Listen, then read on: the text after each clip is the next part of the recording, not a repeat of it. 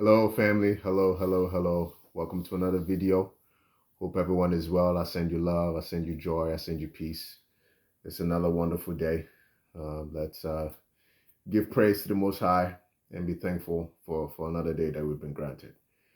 All right. Today, what am I talking about? As you can see, I've got my Ghana shirt on. Today is Independence Day for Ghana, so I'm representing. I'm a Ghanaian, born and raised. So I am proud to be a Ghanaian. So I am sporting that a little bit today. Just for just to represent Independence Day today. Um, but what are we talking about today? We're talking about the quest for independence. The quest for independence. It's related to, the fact that it's Ghana's Independence Day today. But the quest for independence. Why do we crave to be independent as people? And well, let's start with this. Do we crave to be independent? And if we do, why? And what does it mean to be independent? Right? So I strongly believe that as human beings, there's a certain part of us, right, that wants autonomy, wants, I wouldn't say control, but independence, I guess is the word. Um, and independence to me is not the idea that you do everything all on your own and you're all by yourself and you don't need anybody. Um, or not the word need, but you don't require the assistance of others. That's not what to me independence means. Right? Because if you look at the word, it says not dependent, right? That's really what independence is. It's not in, which is not dependent. So independent means not dependent. So in my perspective, right, when we're talking about independence, what does that mean on the individual level? Now I'll start with the individual and then we'll get into the collective as well. So on an independent level is the desire to have autonomy over our minds, over our bodies, especially in the mind, right? Like some of the ideas that we have, the way that we look at life, right? Are those ideas that we originated ourselves? Are those ideas that are truly in line with who we are as human beings, right? Um, Whatever those ideas are, is this something that is truly coming from you, or is it what society has implanted into your mind? Now, the influence of society, we can't really discount that because you are born into a world with other people, right? So there's going to be that need to be in I wouldn't say in a group, but you come into this world, with being a part of a group. The original group really is the family. So that's where it all begins, right? So I'm not discounting the value of family and the value of being in groups per se. It brings us a sense of meaning, it brings us a sense of purpose, and there's value to it, right?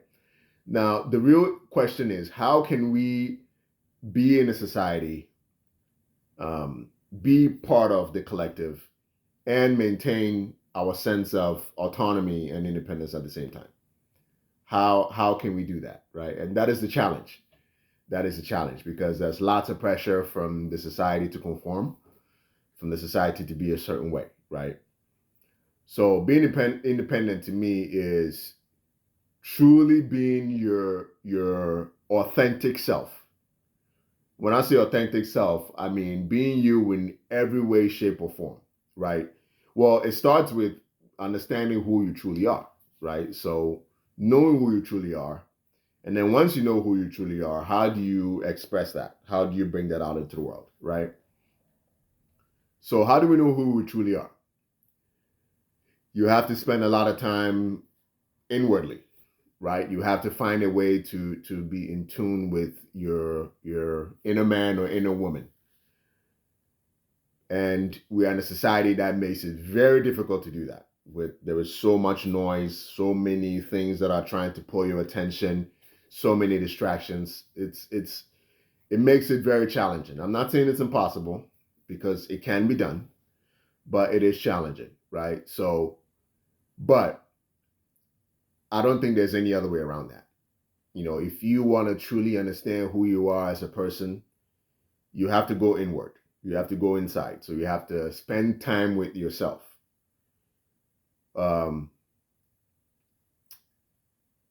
Now, spending time with yourself, what would that mean, right? What would that mean to take time to yourself? It could be something as simple as having a few minutes of silence to yourself, right? Being able to just sit silently for a few minutes. I know we're in a world where we are bombarded constantly with things. So I understand. I understand that this is a challenge for lots of people.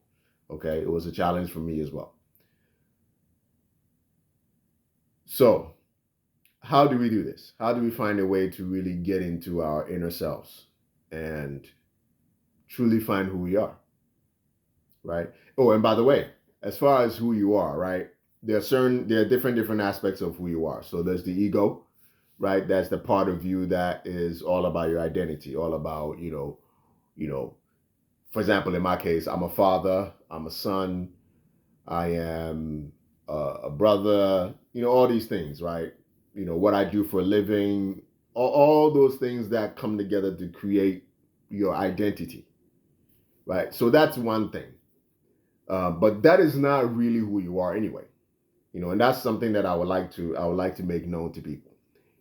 Um, it may sound crazy to some people, when I say that, because for your entire life, that's like the totality of who you've been told you are, right? You are what you do, you are what family you're in, you are what you do for a living, what job you do, what role you play in society, right? That is what is being pushed. That is the idea that is being pushed into your consciousness from a very young age. I mean, we do this very young. I mean, you have little toys that are teaching kids how to, the role playing starts very early, right? Teaching kids how to cook. They got little toy things of teaching, the girls how to cook, and which, by the way, the boys should learn how to do that too. Okay, it's good for the boys to learn how to cook as well, and vice versa, and all that. But anyway, that's a whole other conversation. But from a very young age, we're told that our identity is given to us by the world. Who we are is determined by what the world says about us, right? But that is just a small part of who you are. That's not really who you are. Who you are does not have a race, does not have a gender, does not have none of that. All these labels that we place on ourselves, right? It's not who we truly are. Who we truly are is infinite beings that are experiencing this finite world that we live in. We are infinite, we are spirit. The real us is spirit. And the question now is, how much time are we spending with this part of us? How much importance are we dedicating to the real us, which is our spirit? The answer is, for most people, not very much.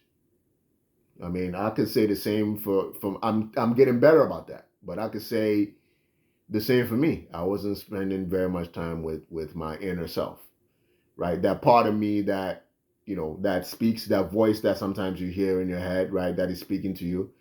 That's the real you. How are we cultivating that part of us? Are we spending time with it? Are we interacting with it? A lot of times it's no, right?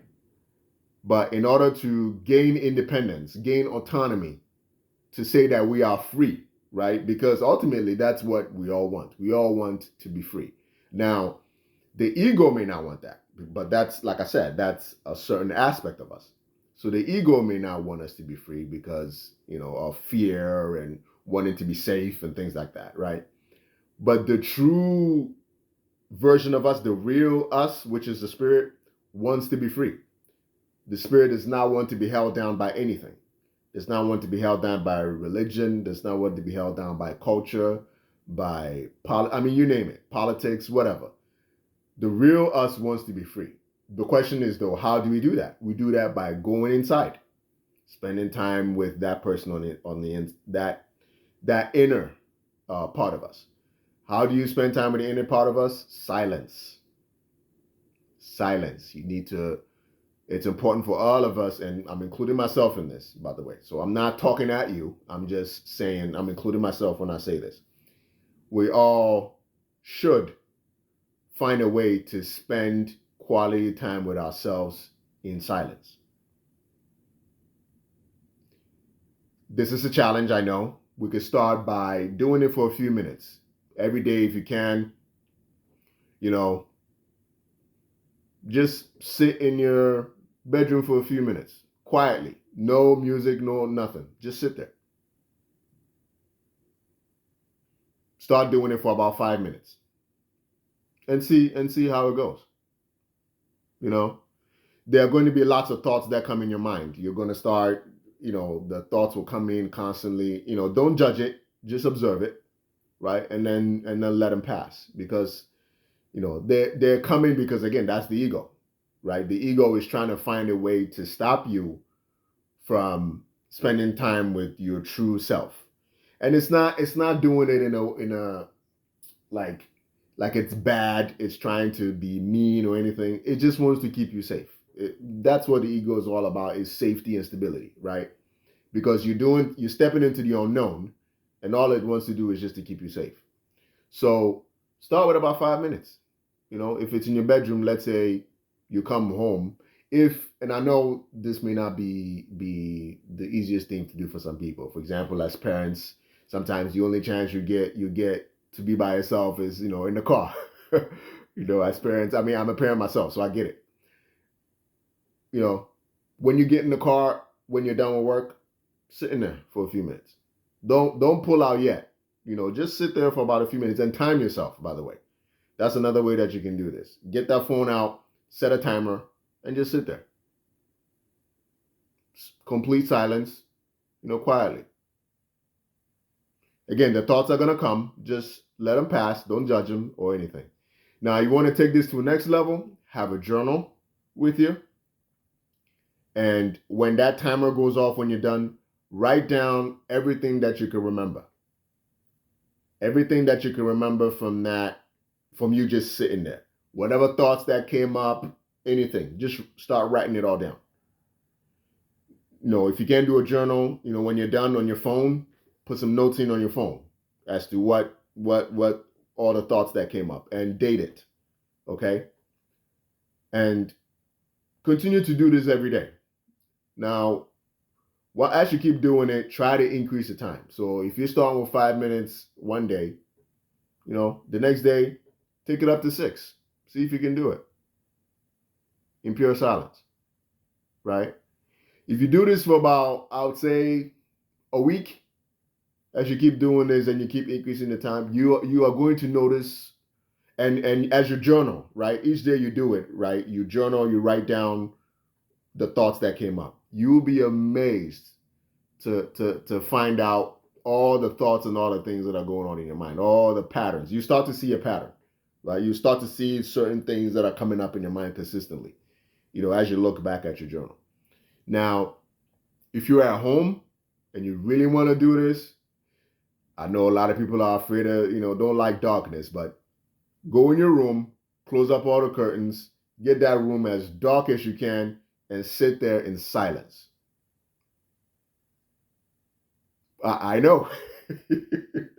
I know. But I've done it. Okay? I've done it. And there are going to be thoughts coming up constantly, and your ego is going to want you to stop that as soon as possible. It won't want you to keep doing it. It's going to try to pull you out of that. But don't listen to the ego. We're doing this for your benefit. Just stick around, stay around, and keep doing it till that timer goes off. And you'll be amazed. You'll be amazed by what you find. It's just really, in general, just being silent, right? Being silent gives you a chance to hear yourself. And that's the thing. A lot of times, we're being spoken to every day. Some people wonder, God doesn't speak to us and things like that. It's not that God doesn't speak to us. It's we don't listen. We don't listen because we're not silent enough. Silence is what will get us to be able to hear the voice of God, um, the voice of our inner man and inner woman as well. Okay. So now that is with the individual, right? How to gain that independence, that autonomy, where things don't other people's reactions and things like that don't control you, right? And that's what autonomy is, right? Being able to be in a state of full control of yourself as a being. So you are in control of your emotions, you're in control of your actions, you're in control of your thoughts, all of those things. That's true independence, and it takes a while. Most people honestly are not even able to achieve that. Most people don't even want that. At least in their conscious mind, they don't want that. But there's that, like I said, there's that person inside of them. There's that inner higher version of themselves that wants that, right? And one thing too that I want to mention that um, our inner self does is if we keep on ignoring it, it gets louder, right? It's kind of like having a child. If you have children, right, and they're calling you like saying "Dad," and then you ignore them. They'll say it again, "Dad," you ignore them. "Dad," it gets louder, right? They get louder because they're trying to get your attention, and that's what our spirit does when we don't give it time, when we don't spend time with it. Just like in a relationship with a person, look at it as like a relationship with a person. You don't spend time with them, you don't build that quality relationship, it dissipates eventually, right? That's kind of how it is with our spirit. Now, our spirit isn't going to like disappear, it's a part of us. It doesn't just go away, but it just steps back, right? It steps back, but it still wants your attention. So it's going to get louder. It's going to keep knocking. It's going to find ways to get you to finally pay attention. And sometimes the way that it'll get people to pay attention is things that are very traumatic. Sometimes it could be a sickness. Sometimes it could be an accident. It could be anything, right? That'll finally get you to pay attention and say, okay, I need to pay attention to me, the inner me.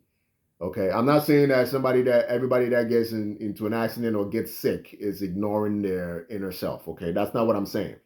But there are times where that happens.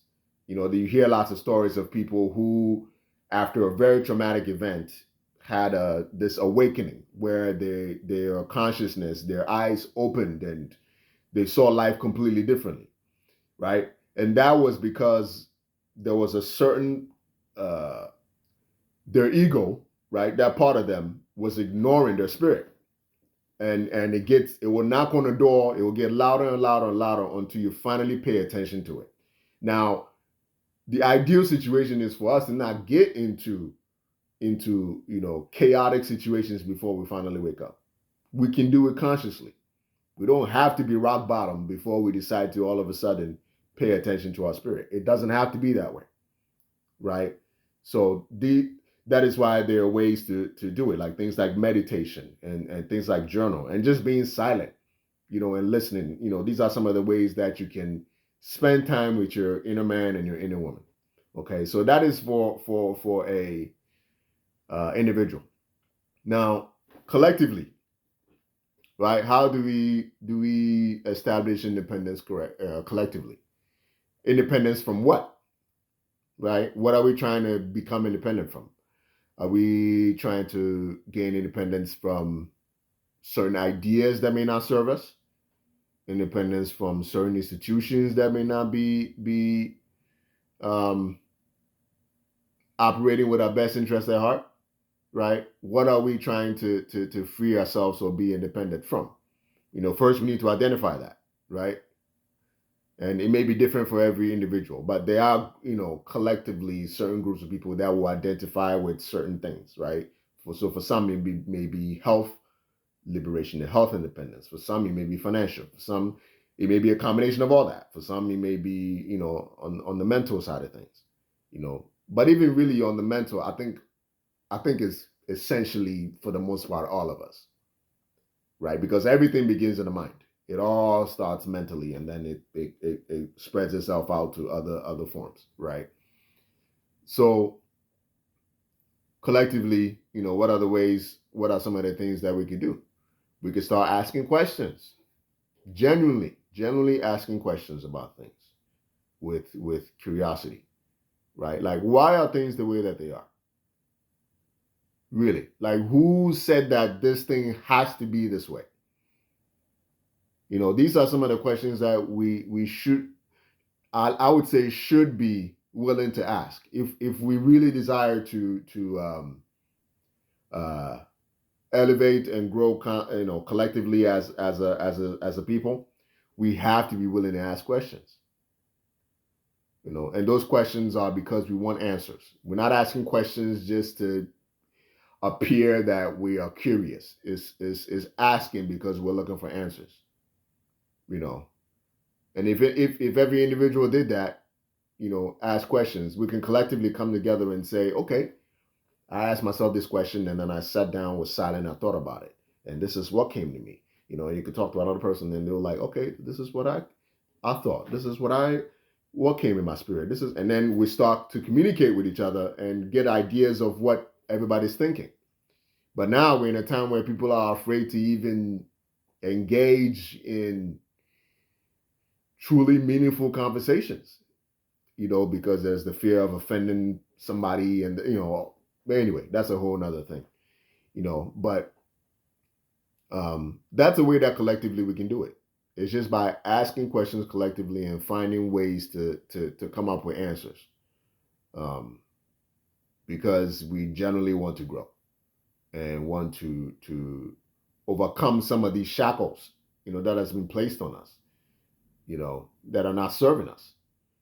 Sometimes it's in the way of our thinking, whether it's how we see each other in terms of, the gender, as far as gender. So how do we see each other, as far as what particular group you belong to, and just all these things, that we wrap ourselves around, that is not serving us. We bombard ourselves with so many things that are of no benefit to us at all, and that is all ego, by the way. All of that is completely ego. The higher version of ourselves, the most elevated version of ourselves, does not care about any of that. So if we step into the best version of ourselves, then we'll see everybody as an extension of us, right? We'll see everybody as God in the flesh, because we are tapped into that version of us. So I hope y'all got something out of this. I can keep going and going, but I'm not. We're already at 23 minutes, and it can go on and on and on. This is my element, by the way. If you get me into any sort of how do I say it? Any sort of community or any sort of group of people where these type of conversations are going, I'm in my zone when it comes, in a environment like that. But anyway, I'll let y'all go. I really do hope that you get something out of this, and it's of benefit to you. Think about it. Consider doing that silence exercise that I talked about. It's challenging. You're gonna want to fight it, but try it. Try it. Even if you don't do it for a week, try it for 3 days. See how it goes. For a couple of days. So anyway, that's all for today. Thank you very much for watching the videos. Thank you for subscribing. I appreciate that. It means a lot to me that these messages are getting out there and people are watching it. Because this is why I'm doing this. I'm doing this so that, people can think and just, get outside of the box a little bit and consider certain ideas and certain perspectives. So we'll see y'all in another video. Thank you very much. And again, happy Independence Day to the motherland, to Ghana. All right. Bye now.